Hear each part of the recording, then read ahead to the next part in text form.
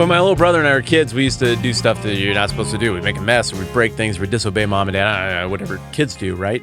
And every now and then, we would sense socially some kind of subtle cue that mom or dad could be broken in that moment and that we could avoid punishment with humor.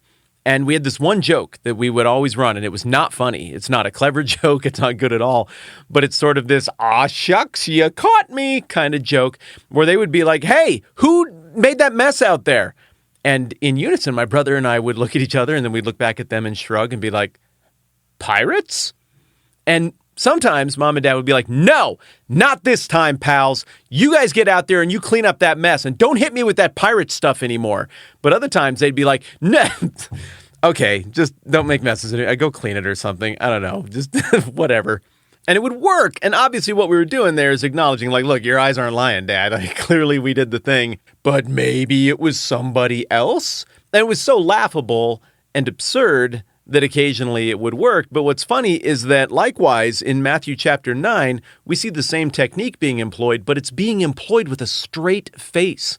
The religious leaders, the teachers of the law, the Pharisees can't deny that stuff is happening, and it's inarguable stuff that seems to break the laws of time and space. Nobody has any counter proposal or explanation for the things having happened. I mean, there's no hoax argument that could be made based on how Matthew is describing it to you and me, at least. And so if something supernatural has occurred, you kind of got two options for who you can credit that to, right? Option number one would be God. That is clearly what Jesus is doing. And if that real estate is already taken intellectually, that claim is already taken intellectually, and you want to disagree, I guess you have to go with the forces of darkness, the prince of evil, Satan, I suppose. And that is the play that the Pharisees, after putting their heads together, decide to go with. Here's where we're at. Matthew chapter 9, verses 32 through 34. We just finished with the healing of the two blind guys who were real pushy and broke into the house where Jesus was staying to be like, hey, have mercy on us, son of David. And then Jesus heals them. And just as they were going out, those two blind guys who aren't blind anymore, a demon-possessed man who was unable to speak was brought to him, to Jesus. When the demon had been driven out, the man spoke, and the crowds were amazed, saying, nothing like this has ever been seen in Israel. But the Pharisees said, he drives out demons by the ruler of demons. In our first conversation about this passage a little while back, we put our attention on the fact that two different groups of people are looking at the exact same data and coming to different conclusions. That is one phenomenon that needed to be unpacked here. But the other phenomenon is this pirates technique, this deflection technique. So obviously everybody's blown away by this thing. You've got a guy who everybody knows has been mute.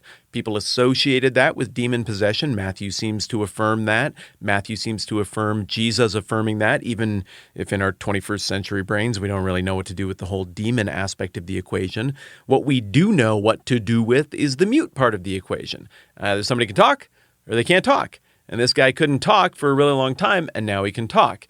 So maybe Jesus and the mute guy put their heads together years and years earlier, and we're like, okay, we're just going to run this real long con, and it's only going to get like one little blip when they write about this. I'm sorry that it can't be more. But then when I do these gestures and say these things, you start talking again. Well, maybe people considered that, but probably everybody came to the more logical conclusion that the guy was mute, and then he wasn't mute anymore after this encounter with Jesus. So they are very impressed. But the Pharisees have got to make a play. Everybody sees the kind of things that are happening, and these aren't the kind of things that, at least according to the way we're having the story relayed to us, can be easily written off. You've got a leper who has his leprosy go away in front of a bunch of people. You have got a storm on the sea that goes away in front of everybody who's around that sea. You have got a dead kid who professional mourners are already on the scene mourning for, and then she comes back to life. You've got a guy whose legs are busted up, get dropped in front of Jesus, and then right when he says, get up and take your mat and walk, his legs get better. Everybody probably knew who that kid was. So please don't confuse this stuff with things that you see on TV or stuff that you hear about today. I mean, maybe there's credible, miraculous stuff today. I don't know. I don't have time to go and look at all of that. But what I do know is there's a lot of not credible, miraculous stuff being claimed today. We're not talking about Jesus pulling somebody aside in secret and then a few days later being like, yeah, I went and visited Jesus. I had like a real nasty headache. And then he prayed some stuff, and now it does feel better. I think I'm doing a lot better. That's not really compelling. That doesn't merit trying to find some kind of blame Satan defense for the whole thing.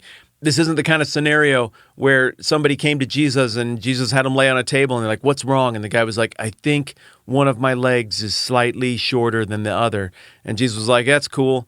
I'll just pray over that real quick and then we'll lengthen that leg. And the guy was like, I think I feel better. Those things are not credible. They are not testable. And they're the sort of things that hucksters and scam artists use in many different expressions of religion to trick people into believing their thing. Jesus very intentionally is trying to demonstrate his authority, coming off of very authoritative claims in the Sermon on the Mount. He can't go and demonstrate that authority by doing easily debunked crap that anybody can quickly see through as a trick that'll only work on stupid people. Instead, he's doing stuff that, at least according to how the story is relayed to us, would be compelling to everyone in the area. And in fact, the text keeps saying that news about this spread all over the region. So the Pharisees are under tremendous pressure. What are they going to do about this? They can't give up the ground where they've set up their intellectual defenses by acknowledging that these things are from God. But much like we couldn't really deny the fact that that mess was there to my parents, they also can't pretend that that guy isn't walking around right now. They also can't look all of their neighbors in the eye with a straight face and be like, no, that mute guy isn't talking. Well, actually, I am. It's me. It's right here. I'm Tony, and I'm talking. No, you're not. No, he's not talking. Ignore that. That's somebody else. That's puppetry. That is not, like, they can't deny that this stuff is going on. Clearly, something supernatural has happened. Again, you only got two options for where that's coming from.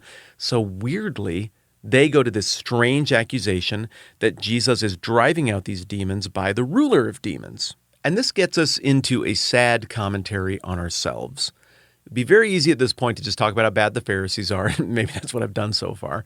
But we all have this capacity, and not just in a joking maybe pirates kind of way. We have this capacity to create whatever narrative we need to create to uphold the narrative we already created, the one we're already loyal to. And this demonstrates what lengths humans will go to craft such false narratives that defies exactly what is happening right in front of our faces, exactly what our eyes are seeing and our ears are hearing. Look how hard they're working intellectually to deny what they're seeing and hearing. Think about how hard maybe at times you and I or people from our tribe work to deny what we are clearly seeing or hearing. Thus, the metaphor we've been talking about the last few days with the five senses, blind, deaf. What is it to really see? What is it to really hear? Now, what's happening here is they're using a formula that is very common to all of us at one point or another, and that is to begin with the assumption that everything I already think is right.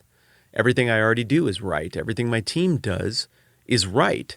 So obviously, I can't be wrong. Like, what we've been fighting for is right, and my whole world and mind would break if what I was fighting for was wrong. Therefore, because I'm definitely right, whatever they're doing, no matter how good it looks, must be a dirty trick that is born out of evil.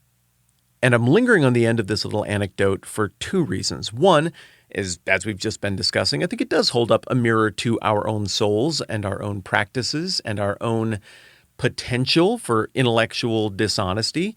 But two, because narratively, this is a jump the shark moment for the enemies of Jesus. At this point, in front of God and everyone who's seen these beautiful, inarguably good things happen. I mean, who wouldn't want these good things to happen, even to their worst enemies? Well, these guys, apparently.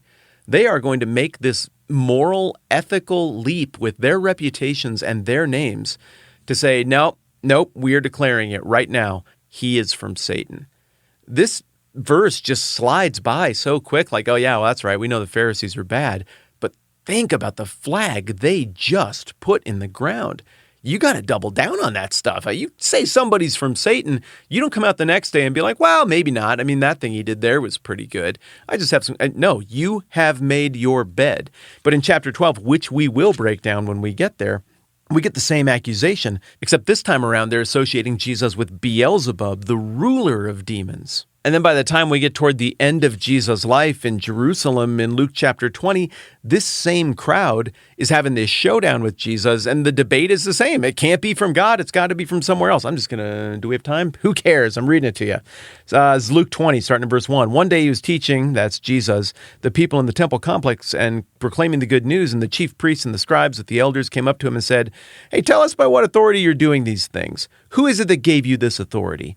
Jesus answered them, "I will also ask you a question. Tell me, was the baptism of John from heaven or from men?" And they discussed it among themselves. If we say from heaven, he'll say, "Well, then why didn't you believe him?" But if we say from men, all the people will stone us because they're convinced that John was a prophet. So they answered that they did not know its origin. And Jesus said to them, "Neither will I tell you by what authority I do these things." There's a narrative arc here that is going to play out. The divide between Jesus and the Pharisees, at its core, at the beginning, might have been about theology or how a Messiah should look. But once these guys planted their flag on the idea that Jesus was a demon, that was their talking point. Their allies picked up the talking point. They needed people in the squishy middle to join them in picking up that talking point. They drew that line in the sand, and anybody who wasn't reading this the same way as them was problematic. So something is definitely happening, but pirates? Something is definitely happening. Satan, and Jesus outduels them here in Matthew. Jesus outduels them later on in Luke chapter 20. So once again, what I take away from this little chunk of Matthew chapter 9 is twofold. One, intellectual honesty is important, and it's really easy to lie to ourselves and try to bring other people into our lives because we like being right. We like assuming that what we've always thought is right, and it can be really threatening when we find something that's inarguable that maybe suggests we're not. Intellectual honesty is beautiful. Intellectual dishonesty is really, really gross. We tend to be great at detecting it in other people and not quite as great at noticing it when we're doing it. The second reason, once again, that we touch on this is because there is a narrative trajectory that is initiated with this one little passing comment they make that the enemies of Jesus are never able to dial back, and instead they have to double down on again and again, and we'll see that play out as we move further along. I'm Matt. This is the 10-Minute Bible Hour podcast. Let's do this again soon.